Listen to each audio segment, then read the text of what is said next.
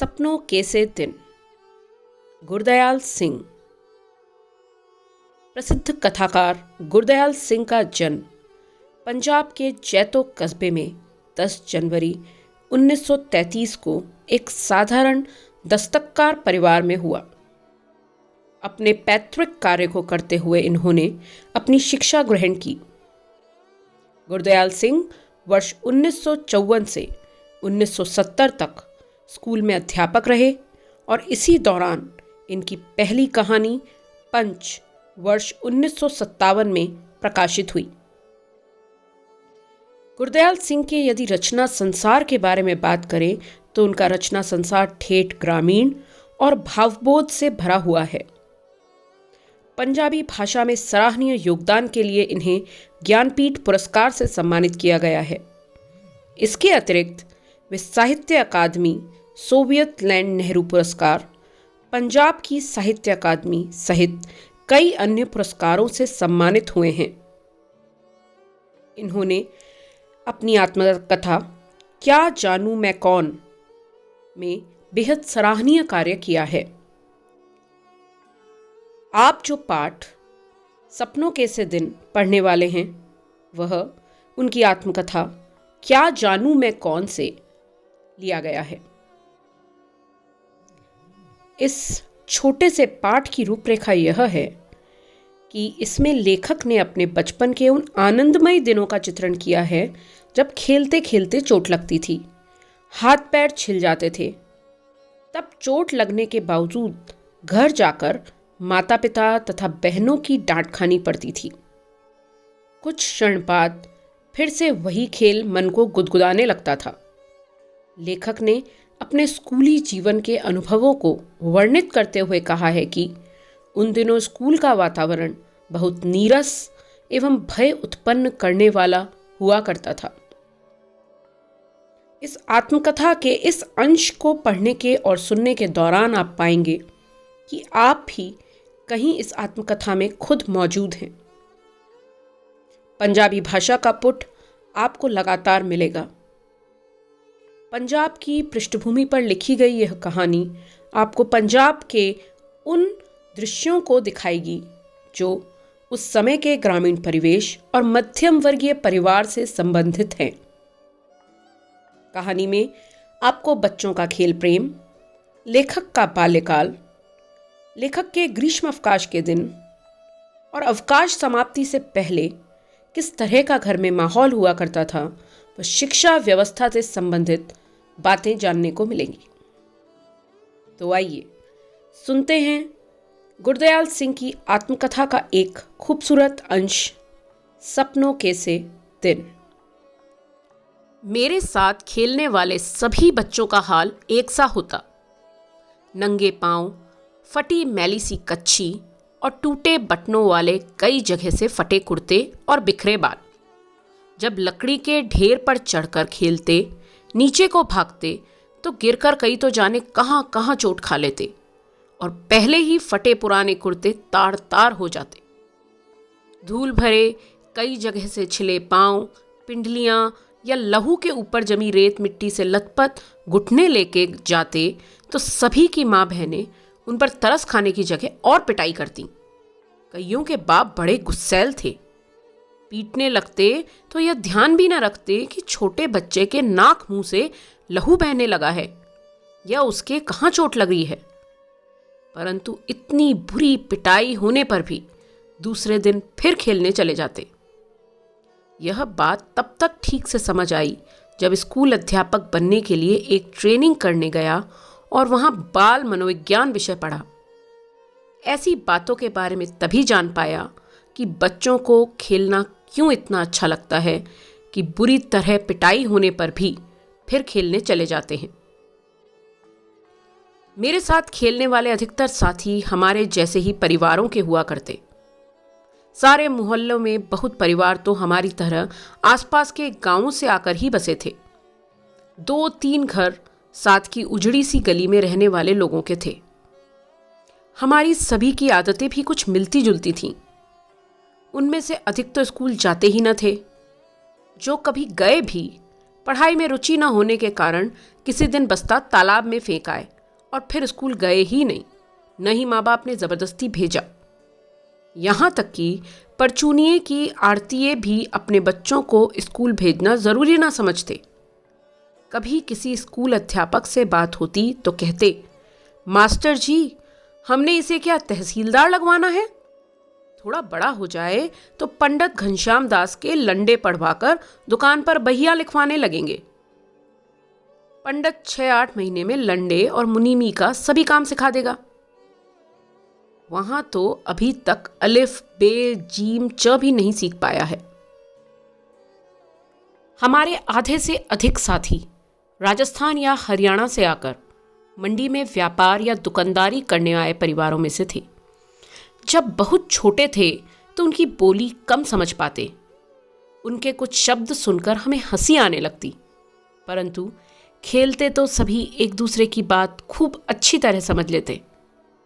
पता भी नहीं चला कि लोकोक्ति अनुसार एहे खेदन दे के दिन 4 कैसे कब बीत गए।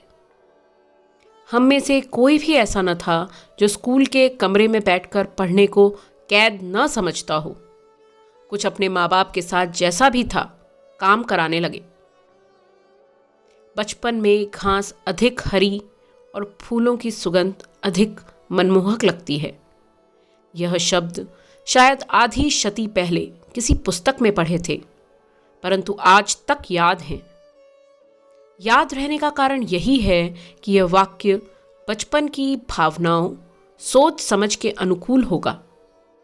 परंतु स्कूल के अंदर जाने से रास्ते के दोनों ओर जो अलियार के बड़े ढंग से कटे छटे झाड़ उगे थे, जिन्हें हम डंडियां कहा करते थे, उनके नीम के पत्तों जैसे पत्तों की महक आज तक भी आंख मूंदकर महसूस कर सकता हूँ।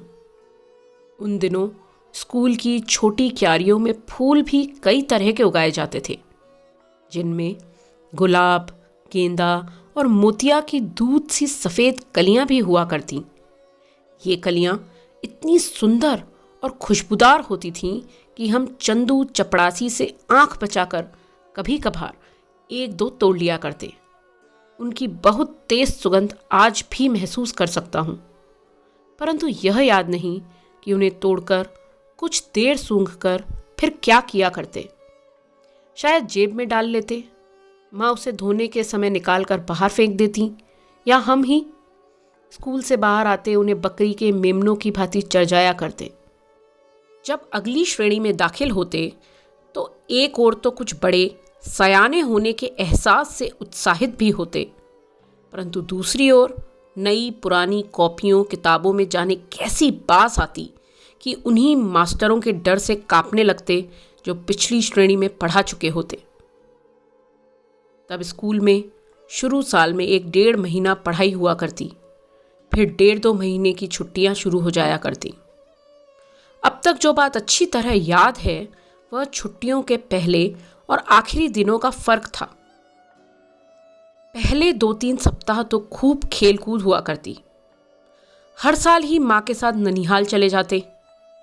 वहाँ नानी खूब दूध दही मक्खन खिलाती, बहुत प्यार करती। छोटा सा पिछड़ा गांव था, परंतु तालाब हमारी मंडी के तालाब जितना ही बड़ा था। दोपहर तक तो उस तालाब में नहाते फिरते, नानी से जो जी में आता मांग मांग कर खाने लगते। नानी हमारे बोलने के ढंग या कम खाने के कारण बहुत खुश होती। अपने पोतों को हमारी तरह बोलने और खाने पीने को कहती। जिस साल ननिहाल न जा पाते उस साल भी अपने घर से थोड़ा बाहर तालाब पर चले जाते, कपड़े उतार पानी में कूद जाते और कुछ समय बाद भागते हुए एक रेतीले टीले पर जाकर रेत के ऊपर लेटने लगते। गीले शरीर को गर्म रेत से खूब लथपथ कर उसी तरह भागते किसी ऊंची जगह से तालाब में छलांग लगा देते। रेत को गंदले पानी से साफ कर फिर टीले की ओर भाग जाते। याद नहीं कि ऐसा 5-10 बार करते या 15-20 बार। कई बार तालाब में कूदकर ऐसे हाथ पांव हिलाने लगते जैसे बहुत अच्छे तैराक हों, परंतु 1-2 को छोड़ मेरे किसी साथी को तैरना नहीं आता था। कुछ तो हाथ पांव हिलाते हुए गहरे पानी में चले जाते, तो दूसरे उन्हें बाहर आने के लिए किसी भैंस के सींग या दुम पकड़कर बाहर आने की सलाह देते। उन्हें ढांढस बंधाते।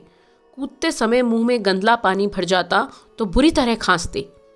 कई बार ऐसा लगता कि सांस रुकने लगी है, परंतु हाय हाय करते किसी न किसी तरह तालाब के किनारे पहुंच जाते।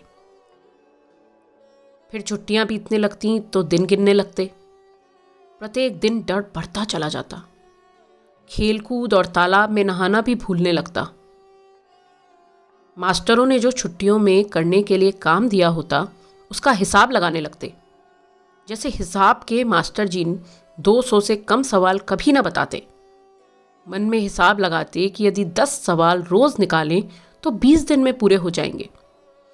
जब ऐसा सोचना शुरू करते तो छुट्टियों का तो 1 महीना बाकी हुआ करता। एक एक दिन गिनते 10 दिन खेलकूद में और बीत जाते। स्कूल की पिटाई का डर और बढ़ने लगता, परंतु डर भुलाने के लिए सोचते कि 10 की क्या बात, सवाल तो 15 भी आसानी से रोज निकाले जा सकते हैं। जब ऐसा हिसाब लगाते तो छुट्टियां कम होते होते जैसे भागने लगती। दिन बहुत छोटे लगने लगते। ऐसा महसूस होता जैसे सूरज भागकर दोपहरी में ही छिप जाते हों। जैसे जैसे दिन छोटे होने लगते, स्कूल का भय बढ़ने लगता। हमारे कितने ही सहपाठी ऐसे भी होते जो छुट्टियों का काम करने की बजाय मास्टरों की पिटाई अधिक सस्ता सौदा समझते। हम जो पिटाई से बहुत डरा करते, उन बहादुरों की भांति ही सोचने लगते। ऐसे समय हमारा सबसे बड़ा नेता ओमा हुआ करता। हम सभी उसके बारे में सोचते कि हमारे में ओमा जैसा कौन था।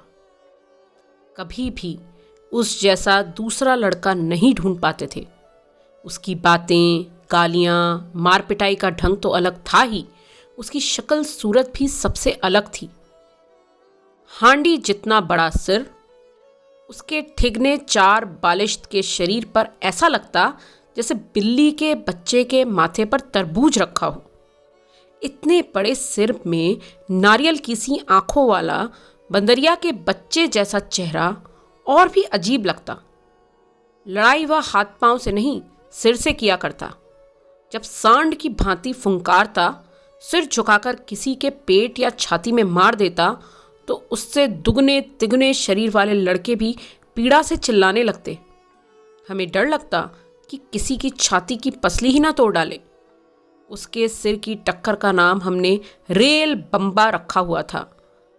रेल के कोयले से चलने वाले इंजन की भांति बड़ा और भयंकर ही तो था।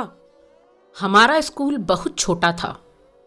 केवल छोटे छोटे 9 कमरे थे जो अंग्रेजी के अक्षर H की भांति बने थे। दाईं ओर पहला कमरा हेडमास्टर श्री मदन मोहन शर्मा जी का था, जिसके दरवाजे के आगे हमेशा चिक लटकी रहती। स्कूल की प्रार्थना के समय वह बाहर आते और सीधी कतारों में कद के अनुसार खड़े लड़कों को देख उनका गोरा चेहरा खिल उठता। सारे अध्यापक लड़कों की तरह ही कतार बांधकर उनके पीछे खड़े होते। केवल मास्टर प्रीतमचंद पीटी लड़कों की कतारों के पीछे खड़े खड़े यह देखते कि कौन सा लड़का कतार में ठीक नहीं खड़ा। उनकी घुड़की तथा ठुड्डों के भय से हम सभी कतार के पहले और आखिरी लड़के को ध्यान में रखते। सीधे कतार में बने रहने का प्रयत्न करते। सीधी कतार के साथ साथ हमें यह ध्यान भी रखना होता था कि आगे पीछे खड़े लड़कों के बीच की दूरी भी एक सी हो। सभी लड़के उस पीटी से बहुत डरते थे, क्योंकि उन जितना सख्त अध्यापक न कभी किसी ने देखा न सुना था। यदि कोई लड़का अपना सिर भी इधर उधर हिला लेता या पांव से दूसरी पिंडली खुजलाने लगता तो वह उसकी ओर बाघ की तरह झपट पड़ते और खाल खींचने के मुहावरे को प्रत्यक्ष करके दिखा देते। परंतु हेडमास्टर शर्मा जी उसके बिल्कुल उलट स्वभाव के थे। वह 5वीं और 8वीं श्रेणी को अंग्रेजी स्वयं पढ़ाया करते थे। हमारे में से किसी को भी याद न था कि 5वीं श्रेणी में कभी भी उन्हें किसी गलती के कारण किसी की चमड़ी उधेड़ते देखा या सुना हो। चमड़ी उधेड़ना हमारे लिए बिल्कुल ऐसा शब्द था जैसे हमारे सरकारी मिडिल स्कूल का नाम हो।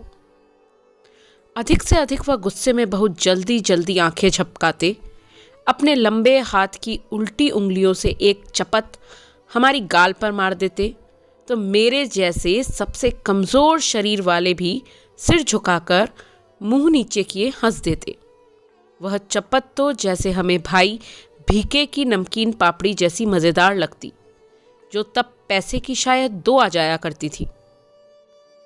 परंतु तब भी स्कूल हमारे लिए ऐसी जगह न थी जहां खुशी से भागे जाएं। पहली कच्ची श्रेणी में से लेकर चौथी श्रेणी तक केवल 5-7 लड़कों को छोड़ हम सभी रोते चिल्लाते ही स्कूल जाया करते। परंतु कभी कभी ऐसी स्थितियों के रहते स्कूल अच्छा भी लगने लगता। तब स्काउटिंग का अभ्यास करवाते समय पीटी साहब नीली पीली झंडियाँ हाथ में पकड़वाकर 1 2 3 कहते। झंडियाँ ऊपर नीचे दाएं बाएं करवाते तो हवा में लहराती और फड़फड़ाती झंडियों के साथ खाकी वर्दियों तथा गले में 2 रंगे रुमाल लटकाए अभ्यास किया करते। हम कोई गलती न करते तो वह अपनी चमकीली आंखें हल्के से झपकाते, कहते, शाबाश, वेल बिगिन अगेन, 1 2 3 3 2 1। उनकी एक शाबाश ऐसे लगने लगती जैसे हमने किसी फौज के सभी तमगे जीत लिए हों। कभी यही एक शाबाश सभी मास्टरों की ओर से हमारी सभी कॉपियों पर साल भर की लिखी गुड का बहुवचन से अधिक मूल्यवान लगने लगती। कभी ऐसा भी लगता कि कई साल की सख्त मेहनत से प्राप्त की पढ़ाई से भी पीटी साहिब की डिसिप्लिन में रहकर प्राप्त की गुडविल बहुत बड़ी थी। परंतु यह भी एहसास रहता कि जैसे गुरुद्वारे का भाई जी कथा करते समय बताया करता कि सतगुर के भय से ही प्रेम जागता है, ऐसे ही पीटी साहब के प्रति हमारी प्रेम की भावना जग जाती। यह ऐसा भी है कि आपको रोज़ फटकारने वाला कोई अपना यदि साल भर के बाद एक बार शाबाश कह दे तो यह चमत्कार सा लगने लगता है। हमारी दशा भी कुछ ऐसी ही हुआ करती। हर वर्ष अगली श्रेणी में प्रवेश करते समय मुझे पुरानी पुस्तकें मिला करती थी। हमारे हेडमास्टर शर्मा जी एक लड़के को उसके घर जाकर पढ़ाया करते थे। वे धनाढ्य लोग थे। उनका लड़का मुझसे 1-2 साल बड़ा होने के कारण मेरे से एक श्रेणी आगे रहा। हर साल अप्रैल में जब पढ़ाई का नया साल आरंभ होता तो शर्मा जी उसकी 1 साल पुरानी पुस्तकें ले आते। हमारे घर में किसी को भी पढ़ाई में कोई दिलचस्पी नहीं थी। यदि नई किताबें लानी पड़ती तो शायद इसी बहाने पढ़ाई 3री-4थी श्रेणी में ही छूट जाती। कोई 7 साल स्कूल में रहा तो एक कारण पुरानी किताबें मिल जाना भी था। कॉपियों, पेंसिलों, होल्डर या स्याही दवात में भी मुश्किल से 1-2 रुपए साल भर के खर्च हुआ करते। परंतु उस जमाने में 1 रुपया भी बहुत बड़ी रकम हुआ करती थी। 1 रुपये में 1 सेर घी आया करता और 2 रुपये की 1 मन 40 सेर गदम। इसी कारण खाते पीते घरों के लड़के ही स्कूल जाया करते। हमारे 2 परिवारों में मैं पहला लड़का था जो स्कूल जाने लगा था। परंतु किसी भी नई श्रेणी में जाने का ऐसा चाव कभी महसूस नहीं हुआ जिसका जिक्र कुछ लड़के किया करते। अजीब बात थी कि मुझे नई कॉपियों और पुरानी पुस्तकों में से ऐसी गंध आने लगती कि मन बहुत उदास होने लग जाता था। इसका ठीक ठीक कारण तो कभी समझ में नहीं आया, परंतु जितना भी मनोविज्ञान की जानकारी है, इस अरुचि का कारण यही समझ में आया कि आगे की श्रेणी की कुछ मुश्किल पढ़ाई और नए मास्टरों की मारपीट का भय ही कहीं भीतर जमकर बैठ गया था। सभी तो नए न होते थे, परंतु 2-3 हर साल ही वह होते जो कि छोटी श्रेणी में नहीं पढ़ाते थे। कुछ ऐसी भी भावना थी कि अधिक अध्यापक 1 साल में ऐसी अपेक्षा करने लगते कि जैसे हम हरफन मौला हो गए हों। यदि उनकी आशाओं पे पूरे नहीं हो पाते तो कुछ तो जैसे चमड़ी उधेड़ देने को तैयार रहते। इन्हीं कुछ कारणों से केवल किताबों कॉपियों की गंध से ही नहीं, बाहर के बड़े गेट से 10-15 गज दूर स्कूल के कमरों तक रास्ते के दोनों ओर जो अलियार के झाड़ उगे थे, उनकी गंध भी मन उदास कर दिया करती। परंतु स्कूल 1-2 कारणों से अच्छा भी लगने लगा था। मास्टर प्रीतम चंद जब हम स्काउटों को परेड करवाते तो लेफ्ट राइट की आवाज़ या मुंह में ली विसिल से मार्च कराया करते। फिर राइट टर्न या लेफ्ट टर्न या अबाउट टर्न कहने पर छोटे छोटे बूटों की एड़ियों पर दाएं बाएं या एकदम पीछे मुड़कर बूटों की ठक ठक करते अकड़कर चलते तो लगता जैसे हम विद्यार्थी नहीं, बहुत महत्वपूर्ण आदमी हों, फौजी जवान। दूसरे विश्व युद्ध का समय था, परंतु हमारी नाभा रियासत का राजा अंग्रेज़ों ने 1923 में गिरफ्तार कर लिया था और तमिलनाडु के कोडायरकनाल में ही जंग शुरू होने से पहले उसका देहांत हो गया था। उस राजा का बेटा कहते थे अभी विलायत में पढ़ रहा था, इसलिए हमारे देसी रियासत में भी अंग्रेज़ की ही चलती थी। फिर भी राजा के न रहते अंग्रेज़ हमारी रियासत के गांवों से जबरन भर्ती नहीं कर पाया था। लोगों को फौज में भर्ती करने के लिए जब कुछ अफसर आते तो उनके साथ कुछ नौटंकी वाले भी हुआ करते। वे रात को खुले मैदान में शामियाने लगाकर लोगों को फौज के सुख आराम बहादुरी के दृश्य दिखाकर आकर्षित किया करते। उनका एक गाना अभी भी याद है। कुछ मस्खरे अजीब सी वर्दियां पहने और अच्छे बड़े फौजी बूट पहने गाया करते थे। भर्ती हो जा रंगरूट, भर्ती हो जा रे, अठे मिले से टूटे लीतर उठे मिले दे बूट। भर्ती हो जा रे रंगरूट, अटे पहन से फटे पुराने उठे मिलेंगे सूट। भर्ती हो जा हो जा रे रंगरूट, भर्ती हो जा रे रंगरूट, अठे पहन से फटे पुराने उठे मिले ने सूट। इन्हीं बातों से आकर्षित हो कुछ नौजवान भर्ती के लिए तैयार हो जाया करते। कभी कभी हमें भी महसूस होता कि हम भी फौजी जवानों से कम नहीं। धोबी की धुली वर्दी और पॉलिश किए बूट और जुराबों को पहने जब हम स्काउटिंग की परेड करते तो लगता हम फौजी ही हैं। मास्टर प्रीतम चंद को स्कूल के समय में कभी भी हमने मुस्कुराते या हंसते न देखा था। उनका ठिगना कद, दुबला पतला परंतु गठीला शरीर, माता के दागों से भरा चेहरा और बाज सी तेज आंखें, खाकी वर्दी, चमड़े के चौड़े पंजे वाले बूट, सभी कुछ ही भयभीत करने वाला हुआ करता। उनके बूटों की ऊंची एड़ियों के नीचे भी खुर्रियां लगी रहती, जैसे तांगे के घोड़े के पैरों में लगी रहती हैं। अगले हिस्से में पंजों के नीचे मोटे सिरों वाले कील ठुके होते। यदि वह सख्त जगह पर भी चलते तो खुरियों और कीलों के निशान वहां भी दिखाई देते। हम ध्यान से देखते, इतने बड़े और भारी बूट पहनने के बावजूद उनके टखनों में कहीं मोच तक नहीं आती। उनको देखकर हम यदि घर वालों से बूट की मांग करते तो माँ बाप यही कहते कि टखने टेढ़े हो जाएंगे, सारी उम्र सीधे न चल पाओगे। मास्टर प्रीतमचंद से हमारा डरना तो स्वाभाविक था, परंतु हम उनसे नफरत भी करते थे। कारण तो उसका मारपीट था। हम सभी को वह दिन नहीं भूल पाया जिस दिन वह हमें चौथी श्रेणी में फारसी पढ़ाने लगे थे। हमें उर्दू का तो तीसरी श्रेणी तक अच्छा अभ्यास हो गया था, परंतु फारसी तो अंग्रेजी से भी मुश्किल थी। अभी हमें पढ़ते 1 सप्ताह भी न हुआ होगा कि प्रीतमचंद ने हमें एक शब्द रूप याद करने को कहा और आदेश दिया कि कल इसी घंटी में ज़बानी सुनेंगे। हम सभी घर लौटकर रात देर तक उसी शब्द रूप को बार बार याद करते रहे, परंतु केवल 2-3 लड़के थे जिन्हें आधी या कुछ अधिक शब्द रूप याद हो पाया। दूसरे दिन बारी बारी सबको सुनाने के लिए कहा तो एक भी लड़का न सुना पाया। तभी मास्टर जी गुर्राए, सभी कान पकड़ो। हमने झुककर टांगों के पीछे से बाहें निकालकर कान पकड़े तो वह गुस्से से चीखे, पीठ ऊंची करो। पीठ ऊंची करके कान पकड़ने से 3-4 मिनट में ही टांगों में जलन होने लगती थी। मेरे जैसे कमज़ोर तो टांगों के थकने से कान पकड़े हुए ही गिर पड़ते। जब तक मेरी ओर हरबंस की बारी आई, तब तक हेडमास्टर शर्मा जी अपने दफ्तर में आ चुके थे। जब हमें सजा दी जा रही थी तो उसके कुछ समय पहले शर्मा जी स्कूल की पूरब की ओर बने सरकारी अस्पताल में डॉक्टर कपलाश से मिलने गए थे। वह दफ्तर के सामने की ओर चले आते ही जो कुछ उन्होंने देखा वह सहन नहीं कर पाए।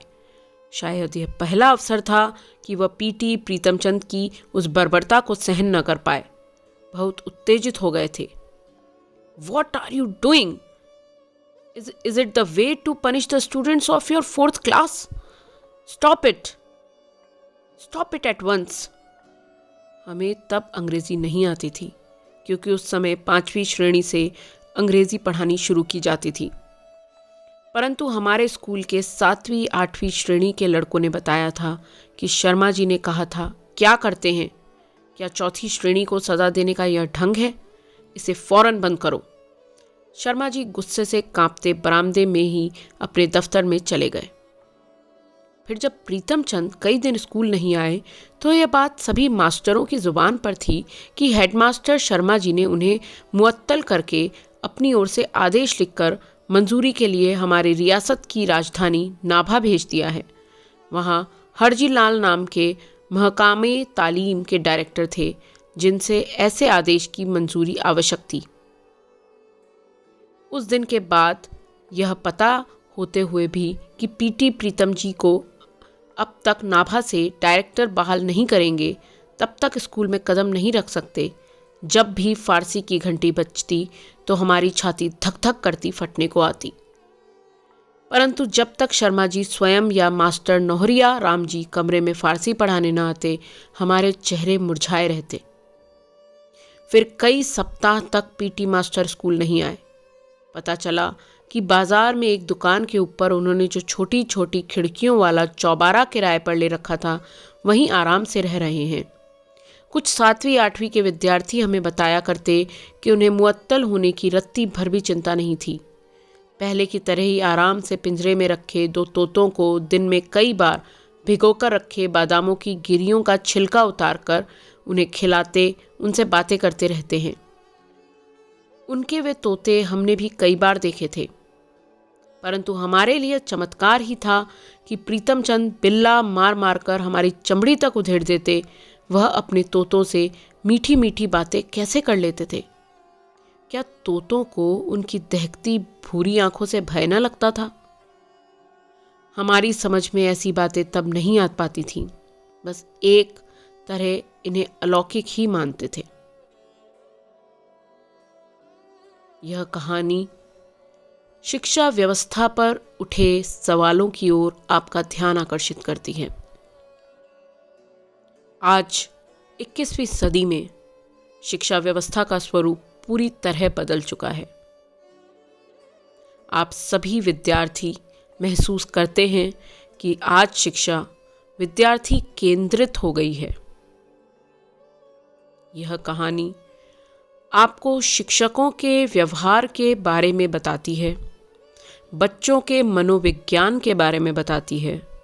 साथ ही यह कहानी आपको जागरूक करती है कि किस तरह की शिक्षा व्यवस्था विद्यार्थियों को सीखने के लिए प्रेरित करती है।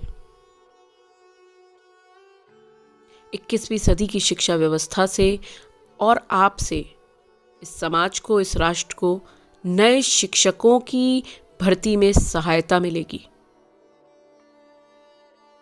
आप सभी शिक्षक हैं, हर रूप में, हर रंग में। जब भी आप इस तरह की कहानी पढ़ें या इस कहानी को बार बार सुनें, तो यह याद रखें कि आज शिक्षा अपने पूरी तरह बदले हुए स्वरूप में आपके सामने है। शिक्षक आपका मित्र है और आप अपने शिक्षक को ना सिर्फ गुरु बल्कि विभिन्न संबंधों में देख पाते हैं। आपसे उम्मीद की जाती है कि आप इस बदली हुई शिक्षा व्यवस्था से प्राप्त सुविधाओं का भरपूर फायदा उठाएंगे और शिक्षा को सभी के लिए सच्ची, सुलभ और प्रेमपूर्ण बनाने में देश का योगदान देंगे। कहानी को ध्यानपूर्वक सुनने के लिए आप सभी का हार्दिक आभार।